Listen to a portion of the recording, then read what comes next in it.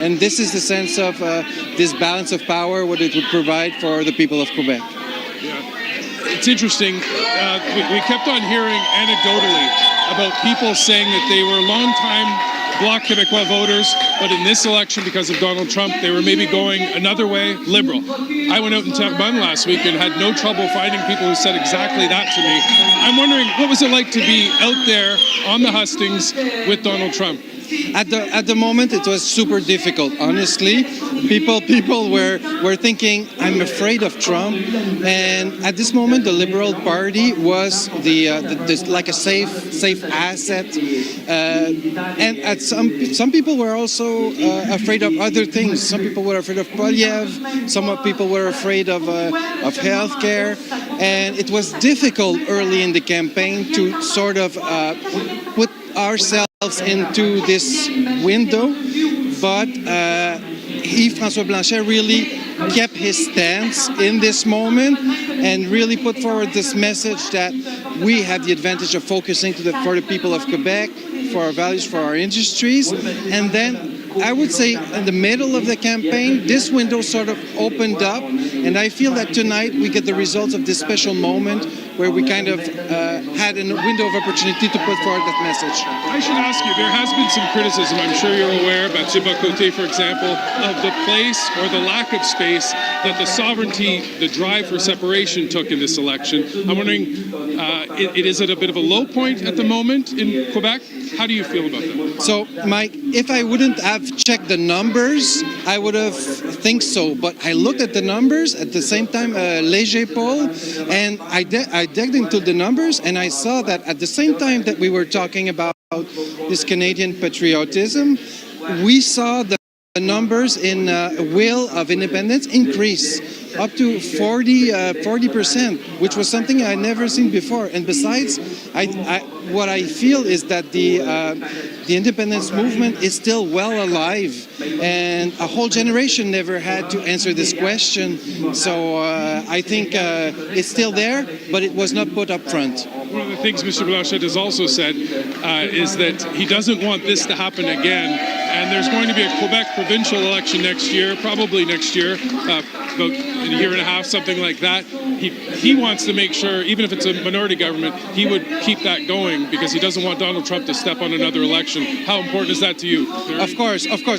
Very important. And at the same time, all the efforts that we put into this campaign will be transferable efforts in the next Quebec election next year. So all the volunteers, all the resources that we made to mobilize the people in the different districts will be able, and it was a motivation to know that we're placing those foundations also for the next election in Quebec next year. A lot of the people that we're seeing here tonight will probably be part of the Parti Québécois election campaign come 1 year from now, a year and a half, for sure. There you go, Donna. I'll throw it back to you. All right, Mike Armstrong, thanks so much. Looking at the numbers there, you can see the Liberals are ticking up. There are 153 now, 31 ridings left to report. They need to hit 172 to reach a majority. So, Eric, you're looking at where the gains and losses have taken place. Maybe you can tell us whether there's a path. We can't do our thing until we check the swing meter. Oh, goodness. Oh, I know. Wow. God, did I? He's wanted to say that all night. No, I just made it up now. Look, so this is interesting because the Liberals are at 153. We can see that. But the swing meter tells us that they are gaining 11. Now, that 11 is based on the 154 they had in the previous election and by-elections, right? So if you gave them plus 11 on the 154, right now they would be looking at getting into about the mid-160s. That's where we're at right now, that how things stand with what you would expect in the ridings going the same way, they would be in the 160s. You get in the mid-160s, and all those other numbers start to look interesting, too. Think about them being at 165 and the NDP at 7. What does that add up to? 172. So we may be in a situation that one of the closest things we'll be watching tonight is, can the Liberals get to a majority? For the moment, they're at 10. As we said before, they need to pick up 18. Sorry, I went too far to show that. 18. They're picking up a lot of those from the Bloc Québécois, 13 so far. They've picked up 14 on the Conservatives, or are picking up 14, but they've also lost 18 to the Conservatives. So most of their pickups are coming at the expense of the Bloc Québécois. At the moment, you just saw the numbers change. They're at 13. They need to get to 18 pickups to get a majority. So they're looking like they might, Donna, be in the 160s, high 160s, mid 160s. The NDP probably has a chance to win a few more ridings. They, of course, let's not forget, they're sorely looking at that number 7 and hoping, can we find 5 more? Can we find 5 more to get to official party status? But they, whether or not they get there, they may still end up with the balance of power. The Bloc Québécois clearly would have the balance of power. If there were a minority government, you could call that right now, the BQ will. But it doesn't mean the Liberals won't have the numbers close to 172, and the NDP could just put them up to that. Yeah, to form a government. That's still possible. Which is exactly what we had before. Yes, just a slightly different balance. Yeah.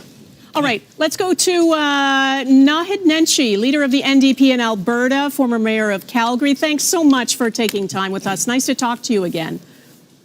Thanks so much, Donna. You know, the last election, I was on the panel with y'all. Oh, I know. So now I guess I'm a partisan politician now with a slightly different point of view than just being a pundit. You are indeed. So, you know, Mark Carney will be prime minister. How will that be received in Alberta, where it's now sinking in that the Liberals will form a 4th consecutive government? Well, you know, this is an interesting question because the Premier of Alberta, Premier Smith, as well as some of her fellow extremist travelers like Preston Manning, when they saw the writing on the wall, they decided to say, well, we're going to go back to that well of Western separatism and say, oh my gosh, if the Liberals win, we're going to break the country apart. The Premier actually wrote the Prime Minister a list of demands saying she would cause a national unity crisis over a number of things, including plastic straws. So we're going to break up the country over plastic straws. I hate paper straws, but this is getting a bit ridiculous. And I think most Albertans understand that. And particularly if we end up with a majority government tonight, which means, you know, 4-ish years of stability, I think they understand that Alberta has to work with the federal government. Nobody's going for separatism here. No one's going back to that well, even though the Premier wants us to. But we've got to be able to have our very legitimate concerns as Albertans looked at. You know, we continue to drive the economy. We continue to feel like we're somewhat ignored, and there's a lot of work to do here. Is so much anger too. I know you're not, part of that, but I was just recently in Alberta. There are diehard separatists. There are people who suggest that Alberta should leave Canada, not only leave Canada, but join the United States. There is an element of that in Alberta, and those people, I can only imagine, will be furious tonight. You know, some of them certainly will be, and some of them have certainly been fed a diet by politicians, people in my profession, to make them angrier and angrier. Now, any poll I've seen shows that the Liberals will get more votes in Alberta, or more percentage of the popular vote, even in Alberta, than people who are in favor of separatism. So Alberta is not a political monolith. But the popular vote doesn't get you seats in Parliament, right? And I think that's the issue for people who are unhappy in Alberta. They feel like they never get a voice. Well, that's exactly right, and, we could have an argument about electoral proportional representation, though that would actually elect more non-conservatives out of Alberta under most models. But really, this is the issue, is we've got to understand that we have very real grievances.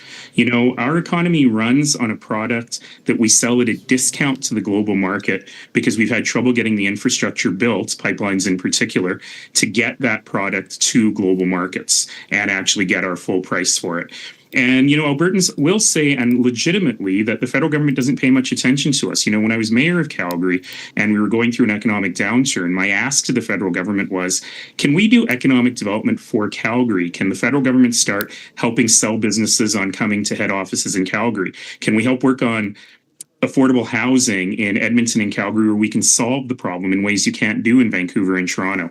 And while people were sympathetic in Conservative and Liberal federal governments while I was mayor, we never really got anywhere. So there is a real reason that some Albertans are feeling badly done by. But I will tell you that the vast majority of Albertans are very proud to be Canadian. We believe in this country, and when this country is under threat from the outside, we're not particularly interested in putting it under threat from the inside. So I think Premier Smith has made a very dangerous gamble here. And what we'll really see is Albertans trying to come together to get a better deal, but also build a better Canada. I have to ask you one question because you're a leader of the NDP, of course, in Alberta. The NDP yes. at this point, 8 seats. This is a bad So night to for be the. clear, It's a bad night for it the is a NDP. bad night. And of course, my disclaimer is the Alberta New Democrats are not the federal NDP. And certainly we don't always agree on everything. But when we think about some of these values, when we think about the value that I think most Canadians want, they want public services that work. They want an economy that provides for jobs, decent, good jobs for workers now and in the future. They don't want to pay too much in taxes. Nobody does. They want a government that is fiscally responsible. So by and large, I think that New Democrats can say this is what we stand for. And for whatever reason, the federal New Democrats have not been able to make that case. But I will say one thing, and I've said this as a political pundit, and I'll say it as a partisan now. When you look at what was accomplished in terms of pharmacare, dental care, child care in this last government, none of that would have happened without the New Democrats, but they've been unable to, I think, to make that case to voters. Okay, Naheed Nenshi, leader of the NDP in Alberta. Thanks so much. Thank you. Donna, these numbers are they're really interesting, right? Like 18 ridings yet to report, only 18 left. Again, those numbers themselves can still move around, but the Liberals need to pick up a handful yet to get to 172. The NDP need to pick up 4. You can imagine the Conservatives hoping the NDP win some of those BC ridings so that keep the Liberals from getting to a majority. So the Liberals with the NDP right now, let's say if the Greens win that seat, they're still not reaching majority. That's 169. No, I mean, a minority being propped up by the NDP. No, but it's pretty, it's beginning to look clear, as we were saying earlier, because the swing meter was kind of giving that to us. Boy, we could almost, let's look at the Manitoba. We're going to look into Manitoba now because we haven't really talked much about Manitoba, my home province. Let's take a peek. I think this is one of the places where, yes, there we go. And Churchill Keewatin-Okaski, Nikki Ashton has held that riding for several elections now. Rebecca Chartrand has run there before. And at the moment, she's leading by, it says only 486, which is accurate. It's just that there aren't a lot of votes cast. This is a big riding, sparse population. Geographically, but not, yes. That's right. But so that could be a loss for the NDP. It would be. Winnipeg Centre looks like they're hanging on there. They are. This would be an important one for them. This is right in the center of the city, and it has been NDP for a long, long time. And Leah Gazin won it in in 2021 by about 22 points. It's a lot closer this time. And here's an NDP incumbent who is behind at this stage. And behind by quite a bit. This is the Blakey's old riding, generally speaking. I know the ridings have changed a little bit, but Bill Blakey and his son, this would be a big takeaway by the Conservatives in that riding, and it's another example that the NDP are finding different parties they can lose to tonight. Some places it's the Liberals, other places the Conservatives. Okay, and we're going to take a look at Mark Carney's riding. There he is. Not a problem for him to win his riding of Nepean, but look at that, check mark beside his name. This is a man who's been Governor of the Bank of England, Governor of the Bank of Canada, and this is his first time running for public office, and there you have it. He is not only elected, he will be Canada's next Prime Minister. Let's go to David Akin at his touchscreen. What are you looking at, David? Well, let's take a first really look at BC. I know you wanted to hear about Manitoba in a second, Donna, and I will get to Winnipeg, etc. But because of the last party to report, Nathan Cullen's old riding, Skeena-Bulkley Valley, I talked about it very early in the night, and Nathan was succeeded by Taylor Bachrach, I think the former mayor of Terrace. I think it was Terrace. It may not have been Terrace, but I know he's a former mayor. Anyways, Taylor Bachrach is well in front with 8 polls reporting on the Conservative Ellis Ross, who was a minister in Christy Clark's BC Liberal government. I know the Conservatives were very high on Ellis Ross's candidacy, but Taylor Bachrach, I remember he told me just before Parliament broke, he's a campaigner, he's got some game. We'll see how this turns out, but right now, Taylor Bachrach well in front for the NDP. That would be a little bit of NDP good news. Then we take a look at North Island Powell River. Rachel Blaney was the New Democrat MP. She stepped down. Now, Tennealle Johnson is trying to hold off a challenge from Aaron Gunn. We have 18 polls reporting here. Pierre Poilievre is out there campaigning hard on the North Island. The Conservatives have very much believed that this is a riding they ought to take, but right now the New Democrats are holding on there. And let's go down to zoom in a little bit. We've seen that big part of the of things. Also on Vancouver Island, Cowichan, Malahat, Langford, one of the fastest growing ridings in terms of population in the country. I've talked to Alistair McGregor about that a few times. He's the incumbent, leading by a little bit over the Conservatives right now. 8 polls reporting there. Let's take a little closer look at Vancouver right now. We have, these are all NDP seats right in the heart. And in fact, let's take a look at Vancouver, Fraserview, South Burnaby. It's a new riding. The former mayor, Gregor Robertson, right now, with just 1 poll in, is leading in Vancouver, Fraserview. We have no results in Burnaby Central. You notice we've declared Mark Carney elected. No results right now in Burnaby Central. That's Jagmeet Singh's riding. Down south, New Westminster, Burnaby, Mallardville. Peter Julian is the incumbent. He's won 7 times, but he's, after 2 polls in, he's in 3rd place right now. And Don Davies is the lone New Democrat that is leading right now in downtown Vancouver.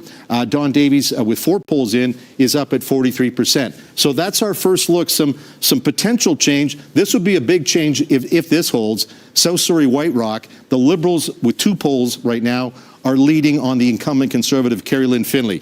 The Liberals, I'm trying to think if they've ever won South Surrey White Rock. If they have, it's been a long, long time. That will be something. Cloverdale, Langley City, and we'll send back to you.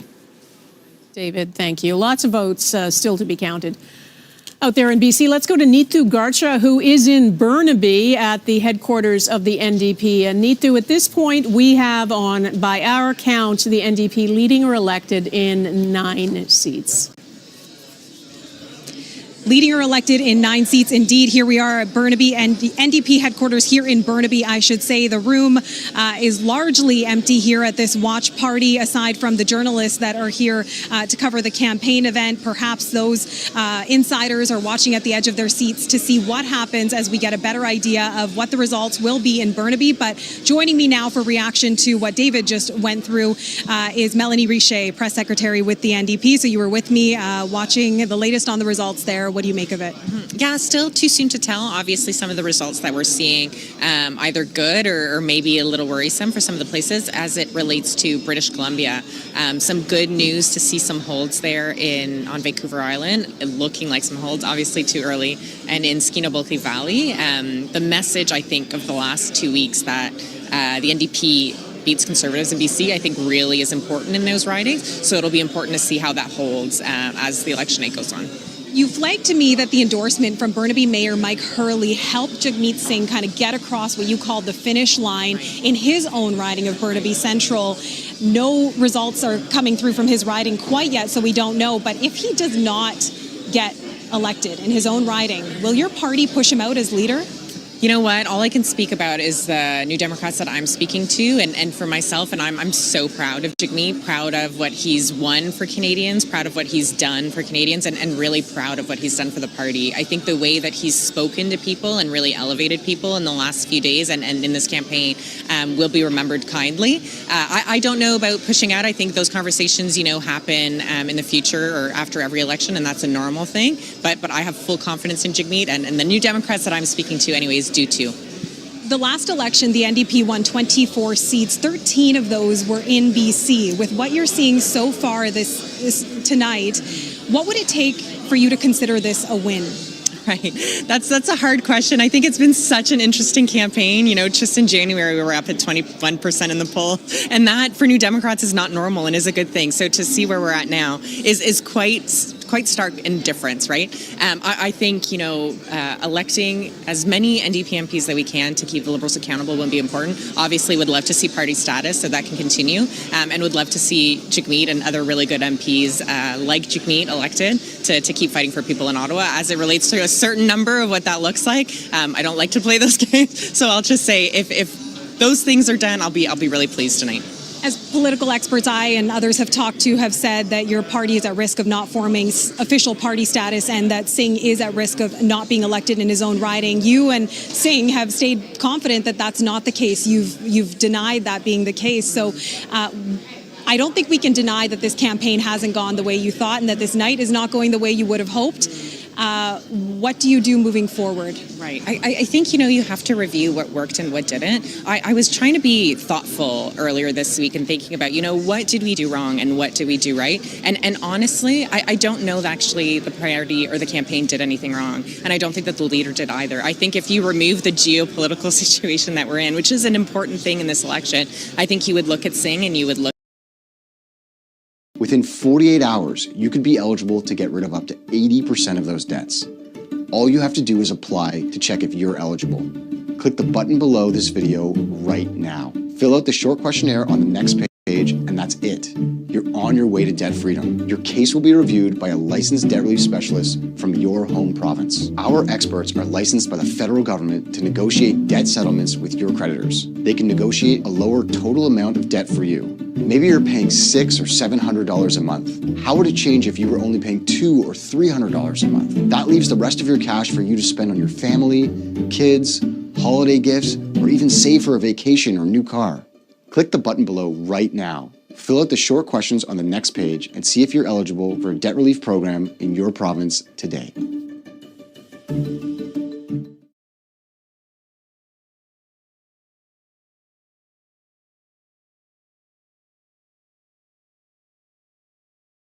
Fortunately, folks were really looking for somebody who could beat Donald Trump, and that may not have been we may not have been the answer this time. So looking forward at how do we build that credibility so if we're in this situation again, we are the answer will be important. All right, Melanie Richer with the NDP, a moment of reflection to come. Back to you. Neetu, thank you. We're back with live coverage of Decision Canada in a moment.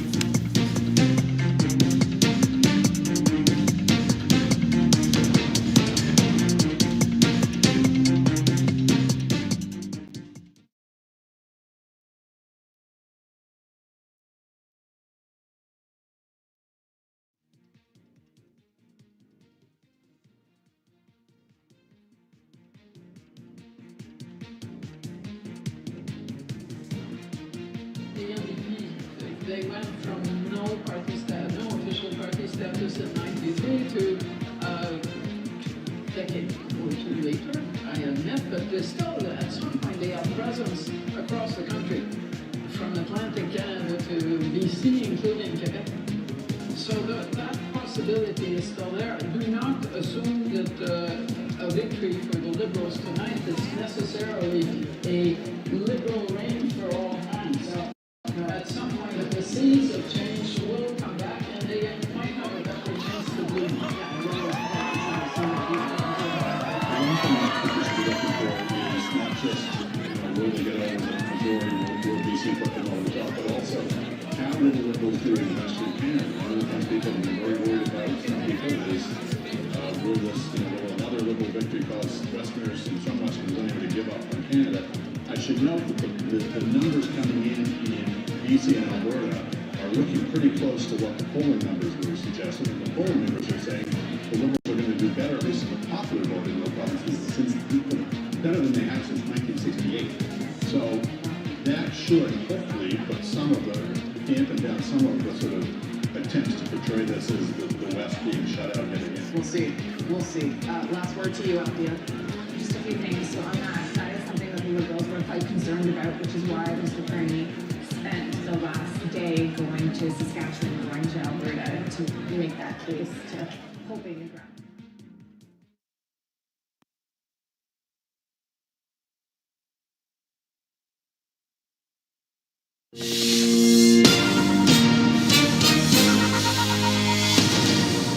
Welcome back to our Decision Canada coverage of this federal election. I'm Donna Friesen. Eric Sorensen is here with me, and we're going to take a quick look at one of the ridings in Ontario. This is in downtown Toronto St. Paul's. This was taken away from the Liberals in a by-election, and they have won it back tonight. Yeah, Don Stewart gets about 10 months in Parliament. It can't be a big surprise to anyone that the Liberals would win this long-time Liberal riding back in the general election after losing it in a by-election.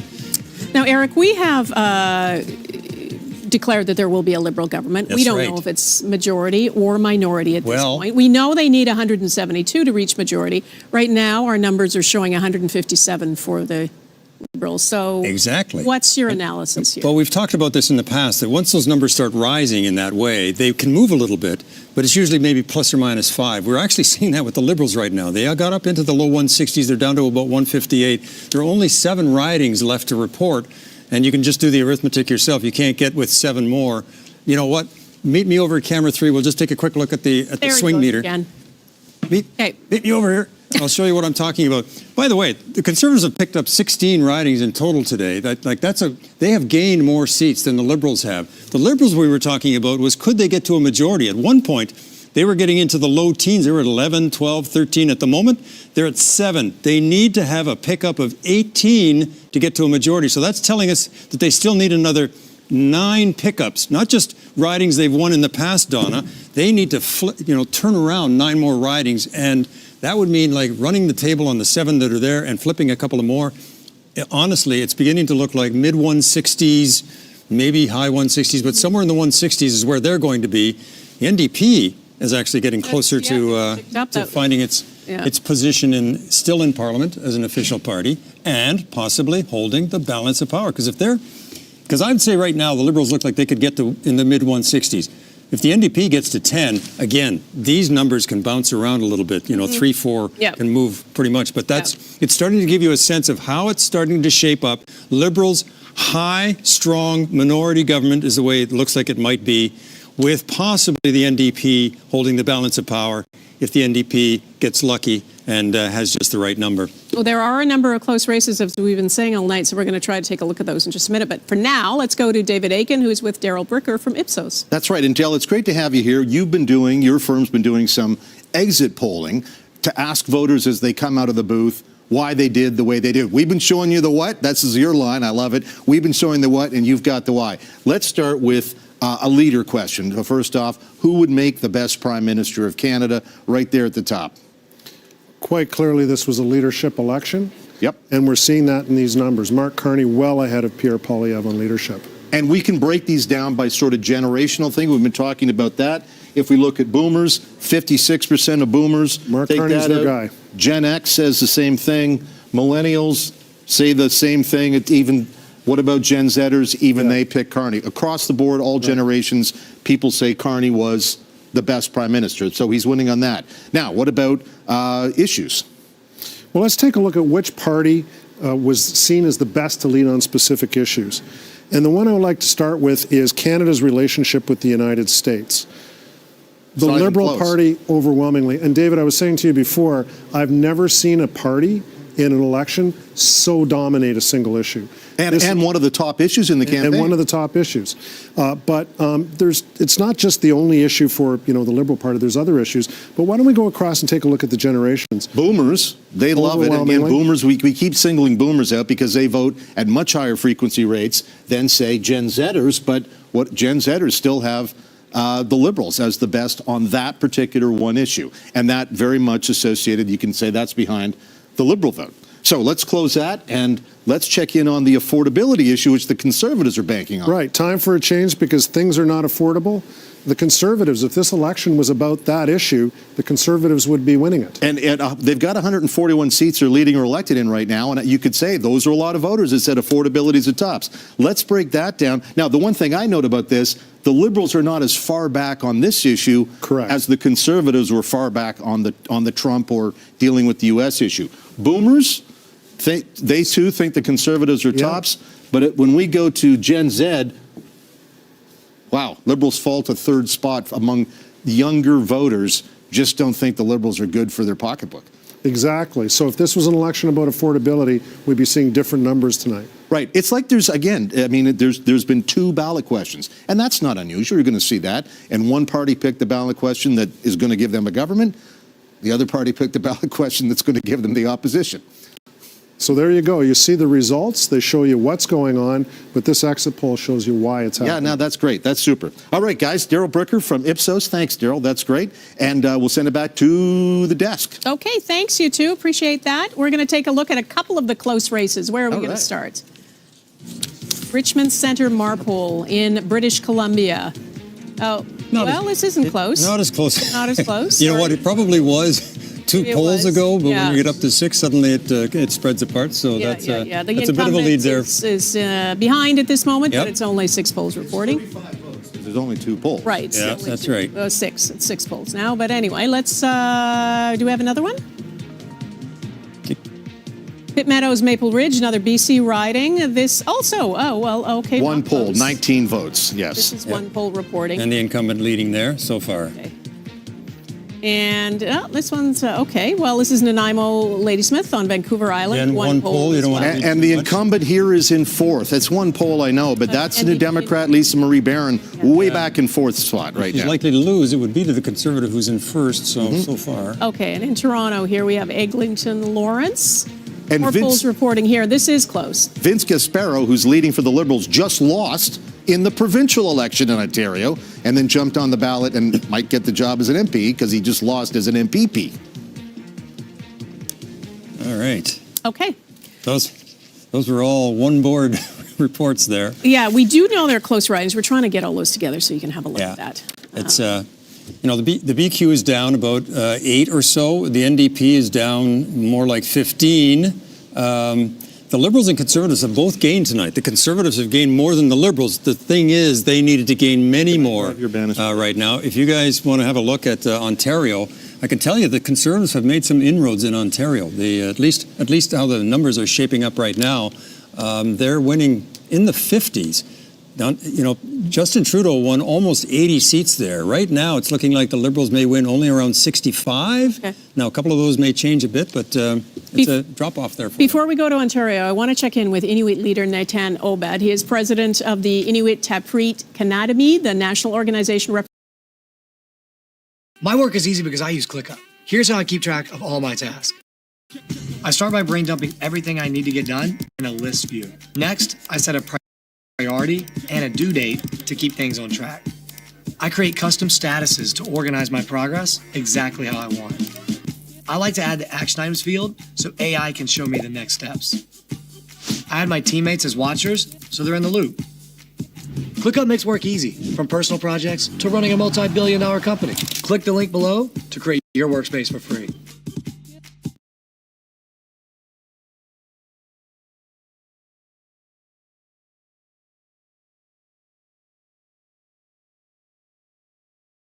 And this next government on ensuring that Inuit are participants and help shape Canada's considerations on sovereignty, defense, and militarization of the Arctic. I remember we spoke during the campaign, and you pointed out how much we need to pay attention to the Arctic and Arctic sovereignty, and this is the homeland of the Inuit people, of course.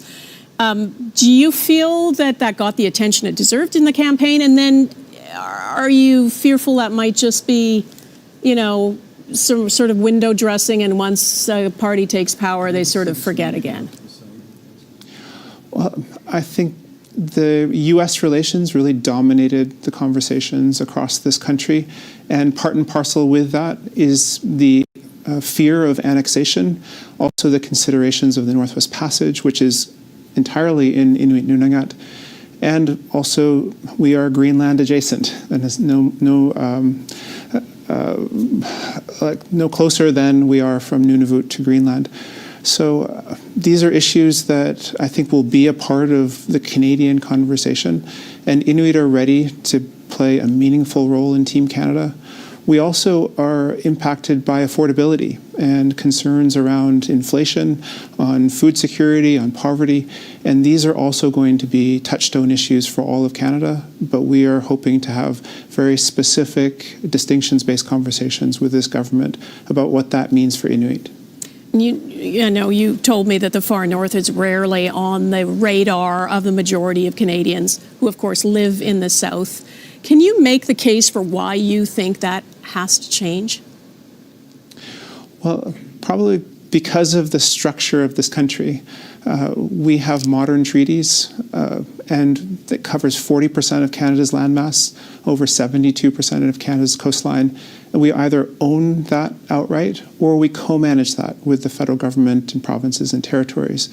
So we have an outsized governance role within the creation of Canada as a nation state. And therefore, when Canada is imagining what will happen in the Arctic, We are constitutionally protected players within a modern treaty sense, and we also have a huge benefit to the country because we are the reason for Canada's Arctic sovereignty. Our 51 communities in the Arctic and the Inuit use and the land and occupancy across Canada's Arctic are the reason why we can say what we can as Canada's an Arctic state. All right, Nathan Obed, thank you for making that point, for joining us tonight. We appreciate it. Thanks for having me. And I think it looks like the NDP is going to hold on to Nunavut in that riding. But Donna, just while you were talking to him there, the numbers are changing a little bit. Some of those close races are tipping against the Liberals for the moment. They're down to 156. The Conservatives are within 9 seats. There are still 4 ridings left to report, but I think it's possible now the Liberals may not get up as close. I mean, for the moment, let's just say it doesn't look at all like they're going to get to a majority. That just feels like that's not in sight. What does look in sight is that the Conservatives will be doing better than many expected, and it will be a closer race to the end. Interestingly enough, those two numbers put, the two parties, the Liberals and Conservatives, have over 300 seats. And I don't know that we've ever seen anything like that. Yeah. I mean, we have more seats now in the Parliament Than ever before. But for them to have such a large share, we wouldn't have seen anything like that for a long time. All right, we have some news about a couple of ministers who I believe have been re-elected. Yes, this is in Sherbrooke. Elizabeth Briere for the Liberals, that's and she's holding that rather handily, so that's not a big surprise there. And I think we're looking at Chrystia Freeland's riding as well. University Rosedale, she's no contest there, really, I think. 45 of 205 polls reporting. She was in Mr. Carney's cabinet, even though she ran against him, losing by quite a ways in the leadership race, but I think was a transport minister for in the short-lived cabinet that he had for the time. We'll see what he does with cabinet coming forward, but Freeland winning here, no surprise. Okay, let's go to Mercedes Stephenson, who is with Senator Pamela Wallin. Thanks, Donna. Here with Senator Wallin. We're watching the night still unfold. Liberal government could be, and looks increasingly like possibly, Liberal minority government. If you're Pierre Poilievre, you came into this with a 20-point lead, but you're now facing a different leader, and you're also facing Donald Trump. Do you think that this will be viewed not as a victory by Conservatives, but acceptable if he can hold the Liberals to a minority? Yeah, these numbers are much better than everybody has been saying. I mean, we felt as Donald Trump receded from the picture and the affordability issue came back into play again, I think there was a narrowing of the numbers, but this is quite significant. That trend we saw as the evening began on the East Coast of the Liberals doing, or the Conservatives doing better than expected, has carried on. These numbers are very, very close. The NDP did collapse, and that has been better news from the Liberals. So if those numbers change at all through the course of the evening, although there's only 2 ridings left to report, so probably not. I think this is, I think Pierre Poilievre has some time now to figure out what the answer is. I think he wants to stay. We'll see whether the Conservative Party does what it has done in many circumstances, which is to, kill the Aaron leader. O'Toole did not get to stay when there was a Liberal minority, and he didn't have a 20-point lead. Yeah, exactly. So, but there's been so much tension inside the party, and the accusations of campaign malpractice against Mr. Poilievre. I think he gets to claim some victory tonight that sticking to his own guns actually brought them back up to this number, and the others will say yes, but you had this huge lead. That was, however, with Mr. Trudeau. So I think that they're closer now. Like, we'll know if it is a minority government, and it certainly looks that way. But there's a lot of ridings left to go. Then I think he's got time to think about this. It makes it more complicated in many ways with the issues that we still have to deal with. The USMCA, the NAFTA agreement comes up next year. All the issues we discussed early on throughout the course of this evening, whether it's border security, whether it's immigration, whether it's national defense, whether it's our spending in the north and our commitments to NATO, all of these things are going to have to be wrestled. So then it becomes important as to who keeps Mr. Carney in office. It looks like that will be the NDP if they have enough numbers to add that up.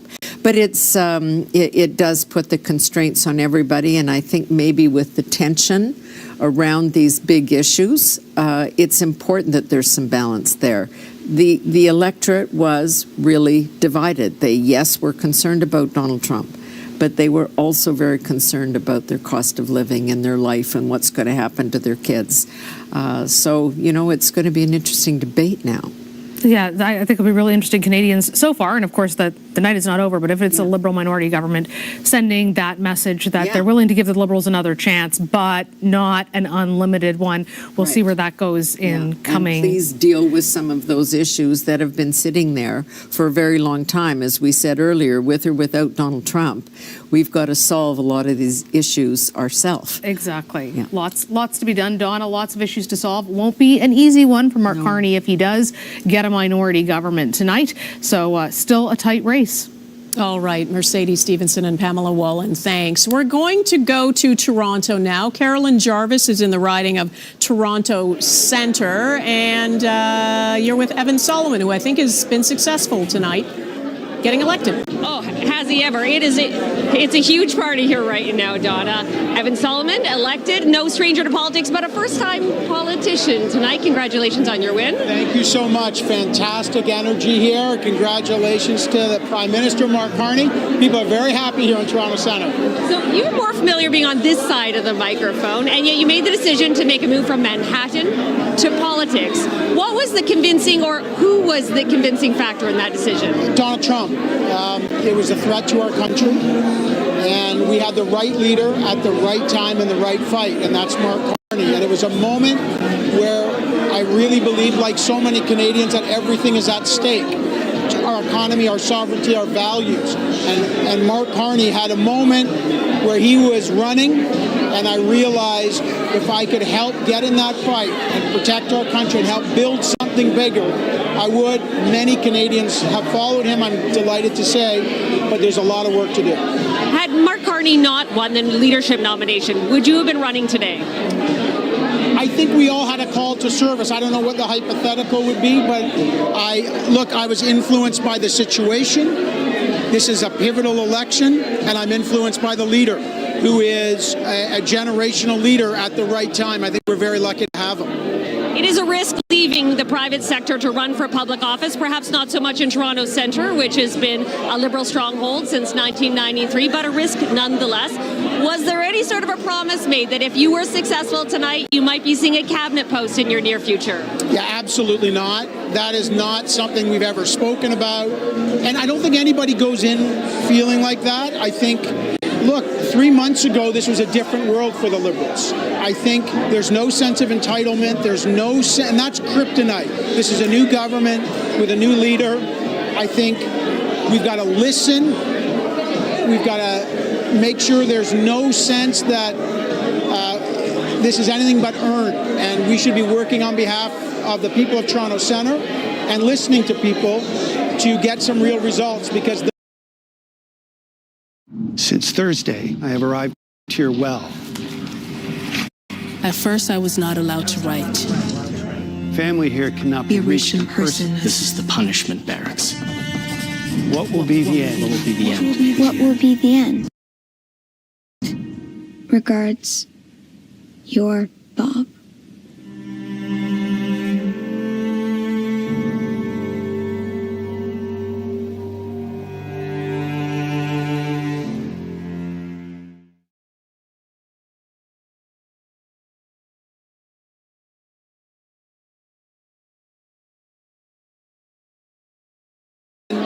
That's how you really listen. And my approach as a politician is let me listen to the people in the communities here and listen first, and less lectures, more listening, more results. Does that mean you won't be upset when we hold your feet to the fire? I expect it. I've got my asbestos shoes on, especially For you. Okay, Evan, congratulations on your win tonight. So much. Donna, back to you. All right, Carolyn Jarvis, thank you. I think we're going to take a quick look at some results, but we should also point out what's happening on the bottom of your screen there. The Liberals have ticked down to 154. They were up at 161 at one point. This is leading or elected. The Conservatives now at 152. I was looking at the swing meters because one of the things it tells us is who's gaining from whom, and the Conservatives are picking up way more ridings from the NDP than the Liberals were, and that's not necessarily what was expected. They were expected to gain some, but they have, in this late evening so far, the Conservatives have closed the gap on the Liberals in ways that I don't think were anticipated, and we have to watch it closely. At the moment, they are still a few numbers away from being able to overtake, obviously from 155 to 151, but in terms of our meter as well, they are still a little bit shy of what they need, but boy, they're within about 4, and they're within about 4. So those two actually mesh. They're not that far away from the Liberals at the moment, and it seems like some late votes have come in that have shifted some ridings. And is there more of that to be seen? We just don't know. Are we in for a big surprise? This is a big surprise as it is that it's this close. Yeah. All right, we're going to look at some particular ridings here. This is Vancouver Island, Saanich Gulf Islands. Elizabeth May, the incumbent there, and she has the lead. Well, you have to hand it to her. Now, where are we at? We're at 25, but still, she's pulling out a lead right now. She's held the riding since 2011, and give her credit, right? Like she just has been able to keep them on the map, the Green Party. Oh, and this is early results in Burnaby Central. 9 of 200 polls reporting, and this is Jagmeet Singh's riding. He, at this stage, is in 3rd place. And here we are. That could be the 12th seat. Look at the ticker. NDP 11. If only the leader won his seat, they'd have official party status. It's early. I'm not so sure the NDP are going to hold 11 by the time we're done the night, but we'll see. And this is Beauce. Maxime Bernier in 4th. Is he going to get the message and pack it in as the People's Party guy? Not sure. He used to own that riding when he was with the Conservatives, but he gave up the Conservatives and voters gave up on him. All right, we have one more. Carleton. This is the first results we're seeing, or I'm seeing at least, from the riding where Pierre Poilievre is running tonight. 5 polls. Fanjoy, the Liberal candidate, was working hard to take this seat from Pierre Poilievre, who has been elected 7 times in a row. This is early. Well, yeah, way too early to say, but how weird would that be if the Conservatives win 150 or so ridings, or high 140s, and Mr. Poilievre were to lose there? Let's wait let's watch it anyway. Yeah, it's interesting because I mean there were a lot of public servants in that riding, and who knows how they mobilize, but I think we need to wait there. Okay, David, what are you looking at? I wanted to come back to the GTA. You talked about close races a few minutes ago, Don, and we got a ton of them in the Bramptons and Mississaugas. And I've been saying this forever. If you win one Brampton, you tend to win all of them, and you win one Mississauga. Well, maybe this is the rule being broken tonight. We'll see. These 6 seats here are Brampton. These 6 here are Mississauga. Maybe I'll zoom in a little bit further so we get a sense of them. And let me just run through. These are all really tight races, real dogfights right now. Where the Conservatives might pick up, Brampton West. This is a minister, Kamal Khera. She's 254 votes behind, 70 polls in. That is Brampton West. We go down to Brampton South, where Sonia Sidhu is now 421 votes. That's very close behind the Conservative, 35 polls. So those are the 2 Bramptons that right now are in the Conservative column. But other Bramptons are close. Brampton Centre, it's a 713 vote lead for the Liberals in Brampton Centre. We move over to Brampton Chinguacousy Park. Shafkat Ali has only a 100 vote lead over Tim Iqbal. 100, that's almost half the polls reporting. That's going to be a very close race. We could be here a little while tonight. Up in Brampton, North Caledon, Ruby Sahota was briefly in cabinet with Justin Trudeau. Didn't make it with Carney. She's got a 32 vote lead right now over the Conservatives in Brampton, North Caledon. Very tight races up there. Then we go down to the Mississaugas and we take a look at Mississauga Streetsville. Reshi Valdez, the first Filipina to be in cabinet. She is behind Sue McFadden, a Mississauga city councillor, but just by 62 votes. Super tight race in Mississauga Streetsville. We go down to Mississauga Lakeshore, former Ontario Finance Minister Charles Sousa, 48.9% to 46.7%. So the point is, in around here, we have seen, if I go, I want to do this, just take a look. This is the map, the electoral map of the GTA area right now. This is 2021. lot of red in 2021. Look at it now. The Conservatives having some success. Not the success they need to form government, but they are building on this. And yes, if you were Conservatives after this talking about this particular election, you'd say, look at the gains we've made. If it's a minority government, we might be able to force something in a couple of years. Again, building on the success they've had here. York Region looking very good. A lot of pickups. 1, 2, 3, 4 pickups. If I do that 2021 again, 1, 2, 3, 4. Now, 1, 2, 3, 4 blue. So some big pickups there for right now for the Conservatives in York Region, in Peel, and even down to Halton, which is exactly what they need. I'm trying to find Kitchener Centre, which is where the Greens had one of their seats. Elizabeth May, we just saw leading in Saanich Gulf Islands. Mike Morris was the other Green MP in Parliament, and right now he's behind in Kitchener Centre, where the Conservatives, Kelly DeRitter, looks to pick it up for the Conservatives. 55 polls reporting, but you can see here it's a pretty even three-way race, and but Mike Morris is on the wrong end of that right now. So there we go. That's what's going on in the GTA. Lots of close races there as we bounce around. Now the gap is 10 seats, 158 to 148. Eric, what's up? Yeah, well, I mean, it's interesting, hey, David, because you know, look at the Conservative numbers and the BQ numbers. You put those together and you get up to just over 173. I don't suppose that's a team that would work together to form government, Conservatives and BQ. It doesn't seem like that's probably likely, but anyway. I mean, when we get back to the panel, Eric, when we get back to talk to the panel with Mercedes, Gilles Duceppe worked with Stephen Harper on some issues. Not all the time, it was an ad hoc thing, but there were times when Stephen Harper and Gilles Duceppe teamed up to get some stuff done, and I know that Stephen Harper thought a great deal of Gilles Duceppe's parliamentary gamesmanship, whatever you want to call it.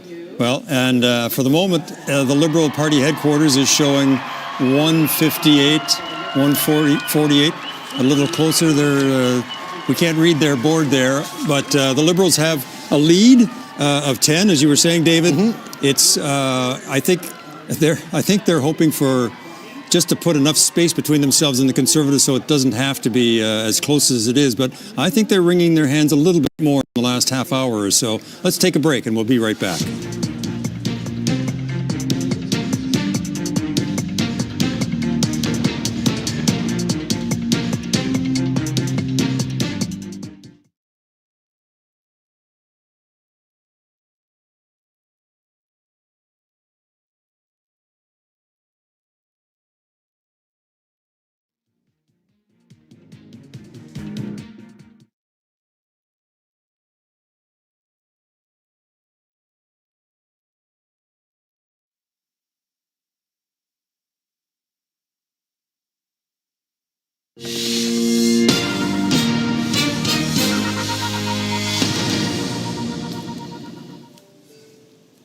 Welcome back to our Decision Canada coverage. That's a look at the results in the riding of Pierre Poilievre, the leader of the Conservative Party.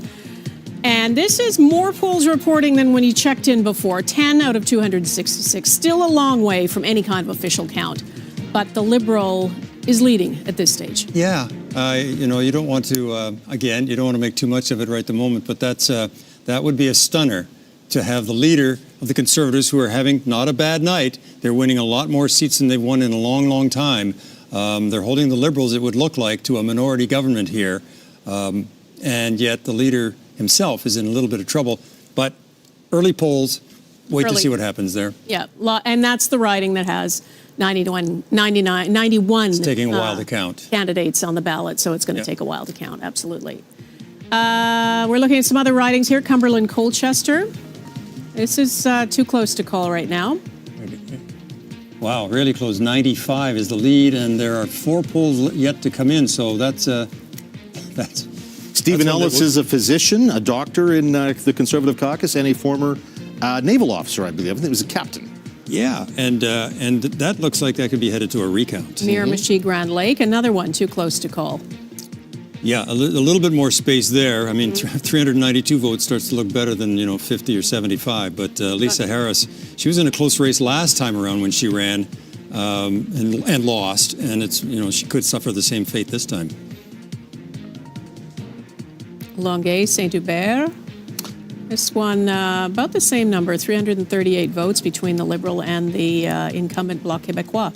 This would be one of the pickups for the Liberals over the Bloc Québécois tonight. It's actually where the Liberals have done some of their most effective work, is in picking up seats in Quebec from the BQ. Wow, Terrebonne. Terrebonne, almost neck and neck here with the BQ and the Liberal candidate. Natalie Sinclair Desgagnés is an Oxford-trained economist, and the Liberal has just graduated as an economics student. So, economics in Terrebonne. And Anita Anand is leading now by 3 points. A little while ago, she was Stretching just a it little out. bit behind.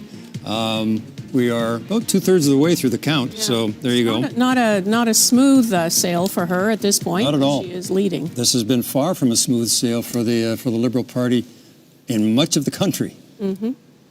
All right, David Aiken, what are you looking at? Let's take a tour through some Western Canadian cities, because there's some interesting results there. Right now, I've got Winnipeg up on the screen right now, and that's the one little NDP dot, Winnipeg Centre. Leah Gazan, the New Democrat incumbent, she's a little bit ahead of the Liberals. The Liberals did hold this in 2015. It often is New Democrat. Pat Martin was the longtime New Democrat for this riding. So we'll see where this goes. We're keeping an eye on it. Conservatives doing relatively well again, this is downtown Winnipeg. Winnipeg Centre, wanted to take a look at that. Winnipeg West might be a pickup for the Liberals. In Winnipeg West, Doug Aolson, an emergency room doctor who was the MP, then he got beat by Marty Morantz, and now they're back for another rematch, and this time Aolson is up. He's up by 2,000 votes with 140 polls reporting, so Doug Aolson might be feeling a little comfortable. We'll keep an eye on that. And then in Kildonan and St. Paul, Raquel Dancho, who is the public safety critic for the Conservative, in a bit of a tight race. I just want to take a look. We have had, as you can see, some lead changes through the night. This is taking a look at as the polls came in. It's sort of flattened out a bit with a small lead for Raquel Dancho there. And then this is a loss for this might be a loss for the NDP in Elmwood Transcona. This is another rematch of a by-election. There was a by-election here last year, and Leila Dance won for the NDP against Colin Reynolds. Colin Reynolds is ahead right now. Reynolds is a leader in his private sector union. He's an electrician. And we know Pierre Poilievre made paid a lot of attention to private sector unions, woodworkers, laborers, you name it. And this Colin Reynolds was one of the poster guys, if you will, for Poilievre and the Conservatives' pitch there. So that's what's going on in Winnipeg. Let's zip over to Alberta. Let's take a look at Calgary. Right now in Calgary, the only Liberal who's got a seat, George Chahal in Calgary is losing right now to the Conservative. Not by much, 344 votes back with 45 polls in. Now, this riding, Calgary Confederation, this part of Calgary hasn't voted for a Liberal since 1940. It's been a while. But right now, Corey Hogan is the vice president of the University of Calgary, and that's University of Calgary is in this riding, is 169 votes ahead of Jeremy Nixon, a former MLA.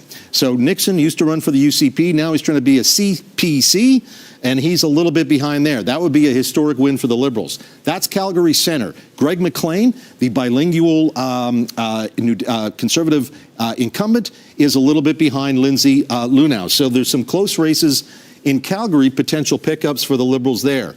Up in Edmonton, not so good for the Liberals. The Liberals might have been expected to win at least two, Edmonton Centre and Edmonton Southeast. And that's not happening right now. Edmonton Centre, the Conservatives are ahead by 110 votes over the Liberals. And in Edmonton Southeast, where Amarjeet Sohi is running, 50 polls in, and he's well back. He's more than a couple of thousand votes back of Jagsaran Singh Mahal in Edmonton Southeast. That would be a big victory for the Conservatives, who are worried there might be something going on there.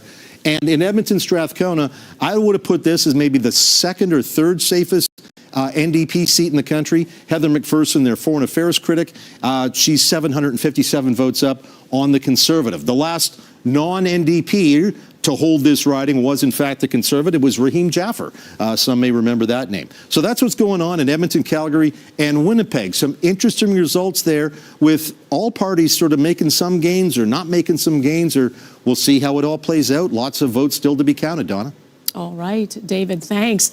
And you can see the Liberals and Conservatives, excuse me, the numbers on the bottom of your screen there, keep flipping around. Right now, they are 12 points apart. Have I got that math right? Yes. And the Liberals hovered above 160 for a while there, but as I said it went back up. So, Eric, you were looking at the gains and losses, where the parties. Let's do your swing meter. What are you seeing? Well, let's have a look, I guess, first of all, at the Conservatives. Now, when we talk about this, for the Conservatives to form government, that's that number we're talking about for government. Their lucky number was 27. That's a combination of their gains and Liberal losses. And the reason they're not as close to forming government based on our swing meters is they have gained 19, but the Liberals have also gained 7. So you have to take those 7 off of the Conservatives' gains, takes them back to 12. Well, if they're at 12 is where they are right now, for a total number to get towards government at 27, they're a long way from being able to form government. The Liberals, on the other hand, are also a long way now from where they wanted to get to, which was to form a majority. And right now, and that one, they don't have to worry about the Conservatives. They just have to pick up a bunch of seats and win them against whoever to have enough gains to get to a majority. And we said they needed a gains of 18 total. On balance, they've only picked up 7. They've gained 28 seats, but they've also lost 21 seats. All of those are to the Conservatives. So they've lost a passel of ridings to the Conservatives. A lot of those are in Ontario, in places that they may not have expected. But right now, they're up 7. They need to get to 18. That means they're up 8 now, but they're 10 away from that.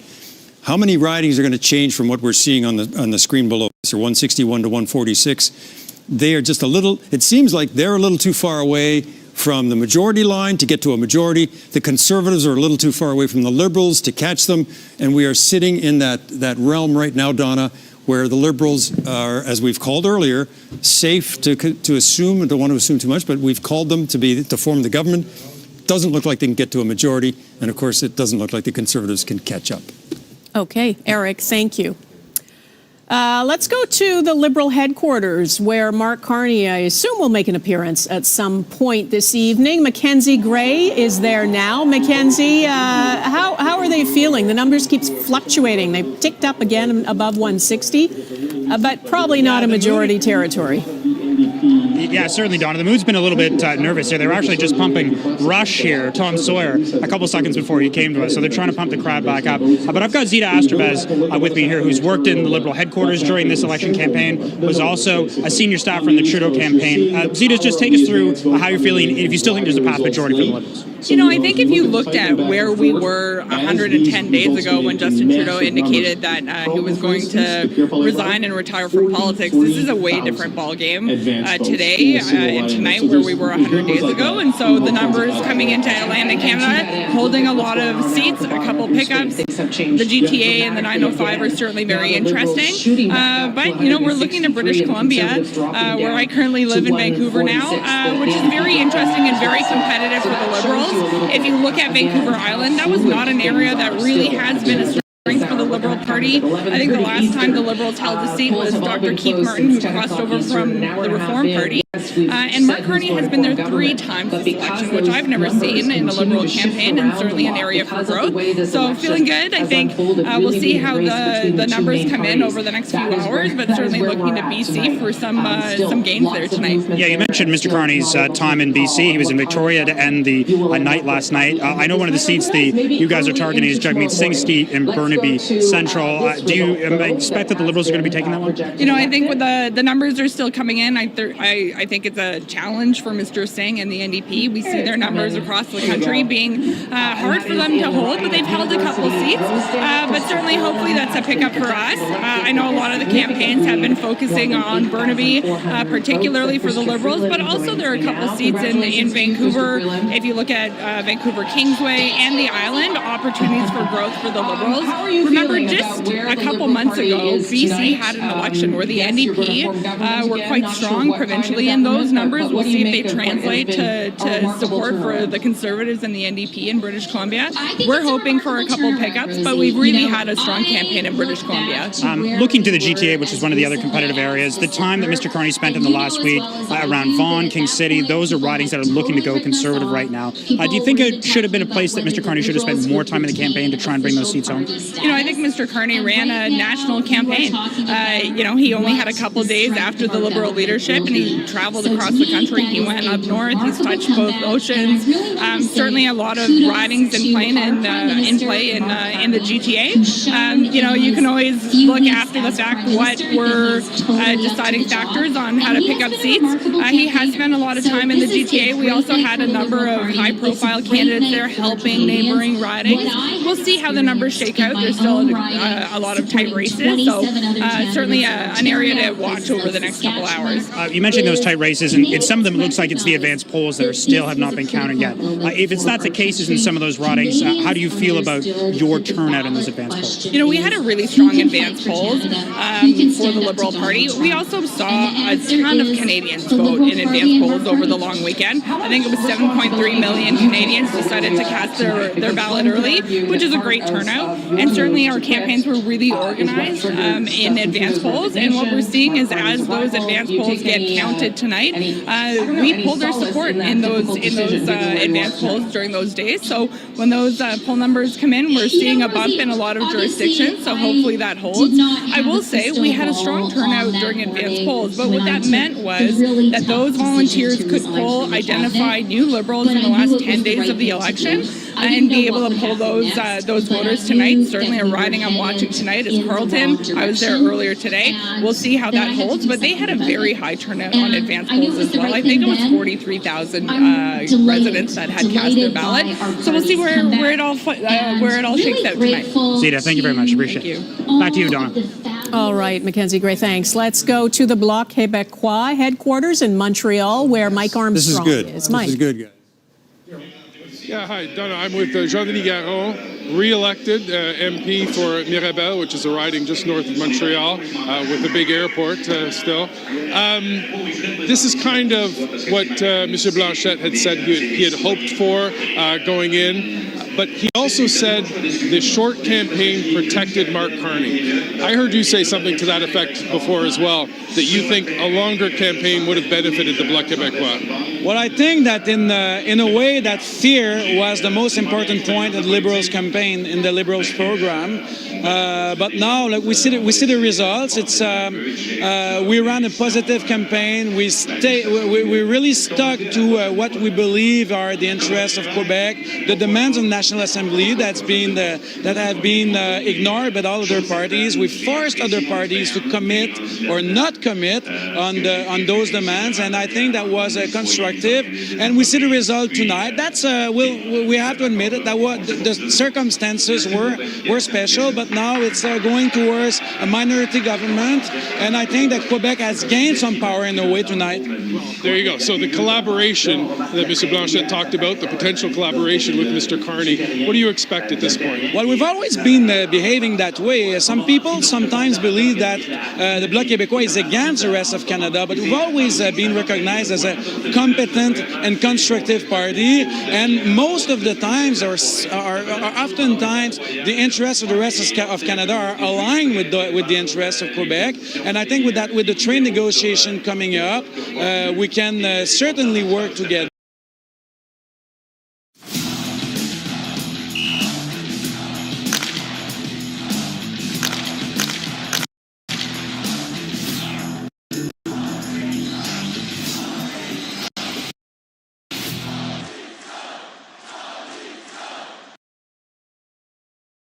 Stop using ChatGPT